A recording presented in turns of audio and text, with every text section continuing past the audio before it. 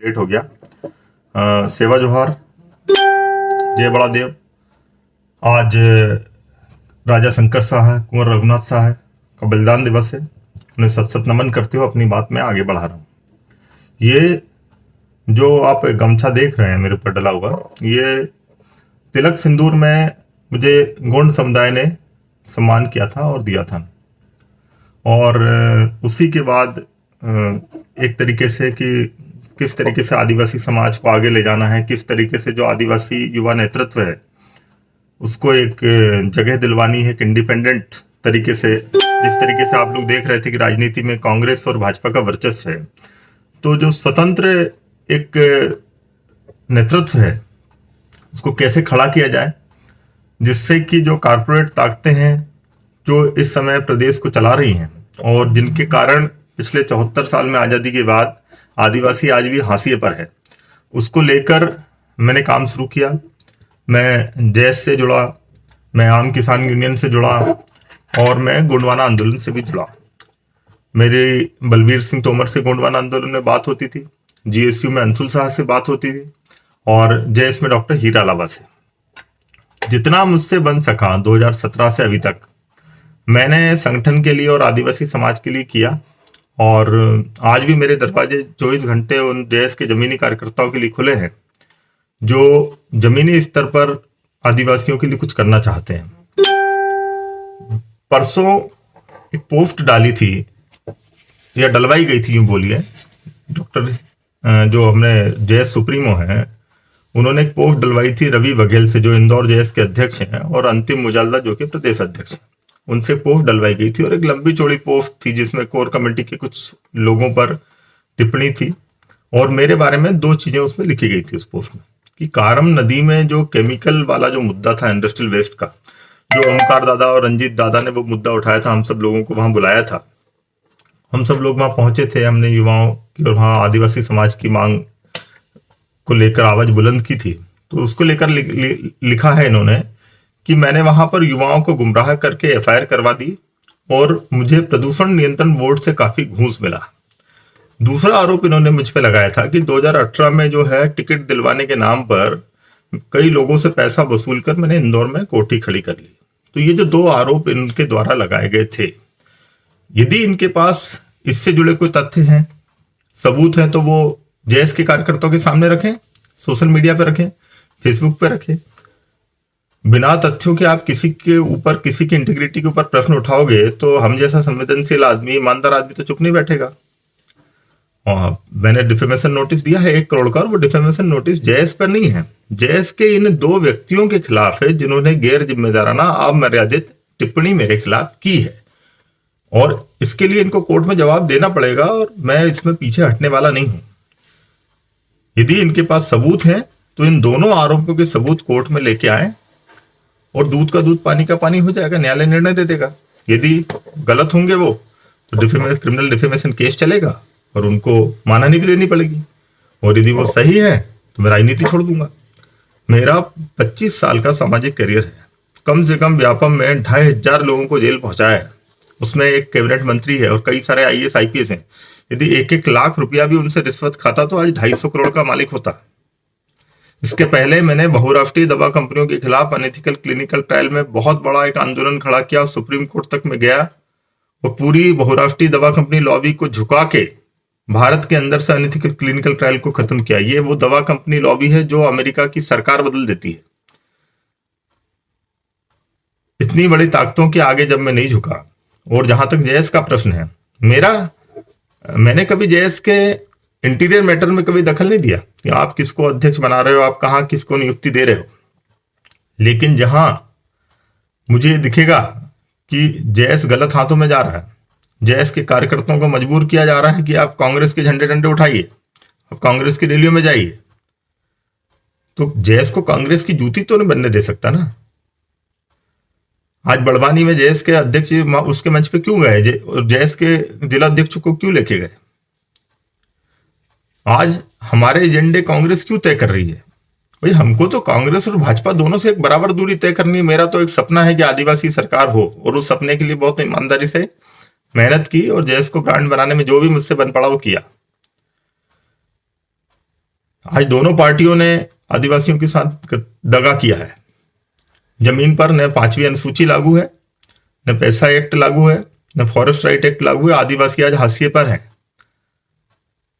हम चाहते हैं कि जो जैस की स्थापना जिन लोगों ने की, एक अकेले हीरा लावा ने तो जैस की स्थापना नहीं की, कई सारे लोगों ने मिलकर जैस के लिए मेहनत की, और कई लोग ऐसे लोग हैं जिनके आप नाम भी नहीं जानते होंगे, वो लोग आज भी जमीन पर जैस के लिए जुझारूपन से काम कर रहे हैं। उन सब लोगों को मिलाकर आज जैस बना है। तो जैस को यदि कोई एक आदमी चाह रहा है कि ये मेरी बपोती है, मैं अपने हिसाब से निर्णय लूंगा, तो आप लीजिए निर्णय अपने हिसाब से, लेकिन जहां हमको लगेगा, तो भाई लोकतंत्र में हर आदमी को अपना विचार रखने की आजादी है। मैंने भी अपने विचार रखे कि भाई मुझे रायसेन में जो नियुक्ति हुई है मुझे ठीक नहीं लगी, या धार में एक अपराधी छवि के व्यक्ति को आगे बढ़ाया जा रहा है, तो हम लोग सूचना के अधिकार में उसके अपराध की जानकारी निकालेंगे और कलेक्टर के सामने रखेंगे कि सब इतने अपराध हैं, इस पर निगरानी सुना, बदमाश है, या आज जैस के साथ क्या कर रहा है। या जो लोगों ने जैस के लिए खून नहीं बहावा है, पसीना नहीं बहाया, जमीन पर आंदोलन नहीं किया, उन लोगों को जैस की कमांड क्यों सौंपी जा रही है? कांग्रेस बैकग्राउंड के लोगों को ला कर जैस क्यों ज्वाइन करवाई जा रही है? तो इन सब लोगों पर, मैं एक बुद्धिजीवी आदमी हूं, मैं आरएसएस में रहा हूं। बार बार कुछ लोग मेरे आरएसएस के यूनिफॉर्म के फोटो डालते हैं। मैं आरएसएस में रहा हूं 2005 से 7 तक, और भाजपा का पदाधिकारी था। आरएसएस के जो स्वास्थ्य कैंप थे, हेल्थ कैंप था, वो मैं देखता था।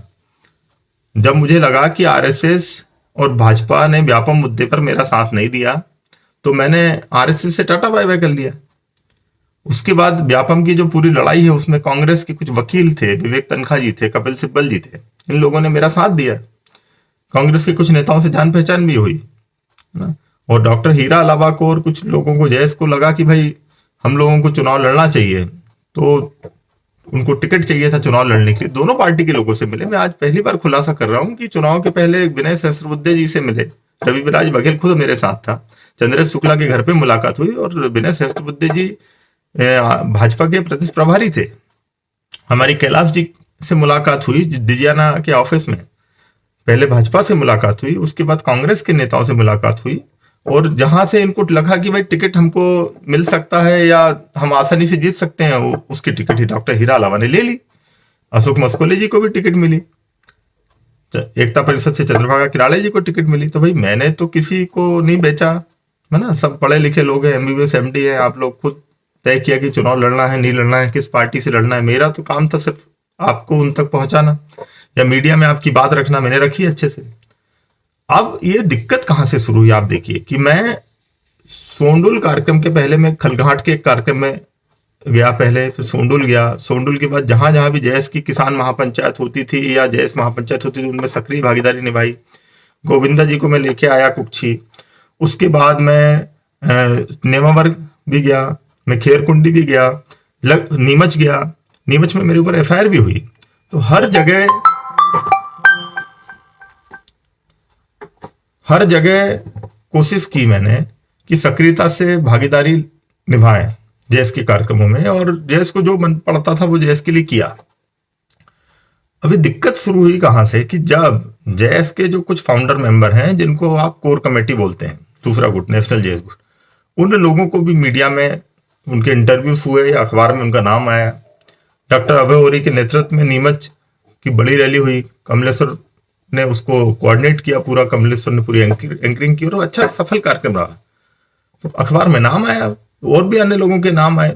तो ये लोग बौखला गए कि भाई ये दूसरे लोगों का नाम आ रहा है, जैस पे तो अपने कब्जा होना चाहिए। तो ये सब तो ठीक नहीं है। जैस को सबने मिलके बनाया, और मेरा सपना ये है कि जैस के दोनों गुट आपस में मिलकर एक तीसरी शक्ति के रूप में खड़े होते, मध्य प्रदेश में आदिवासी सरकार बनाते, जीएसयू के लोगों को भी साथ लेते, गोंडवाना के लोगों को भी साथ लेते, भील प्रदेश मुक्ति मोर्चा के लोगों को भी साथ लेते, भीम आर्मी के लोगों को भी साथ लेते, और इस तरीके से एक तीसरा विकल्प प्रदेश में खड़ा करते।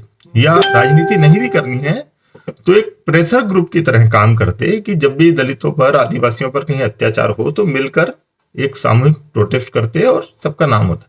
लेकिन हो क्या रहा है, पूरी जैस को कांग्रेस की बी टीम की तरह या कांग्रेस के अनुषंगिक संगठन की तरह चलाने के प्रयास किए जा रहे हैं।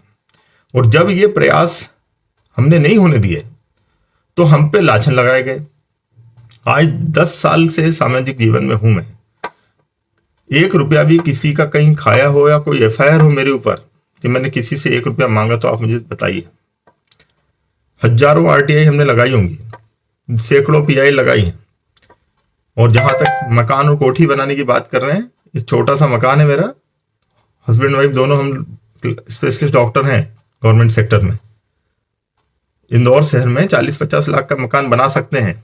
17 साल हो गए एमबीबीएस किए हुए, प्रोफेशनल लाइफ में है।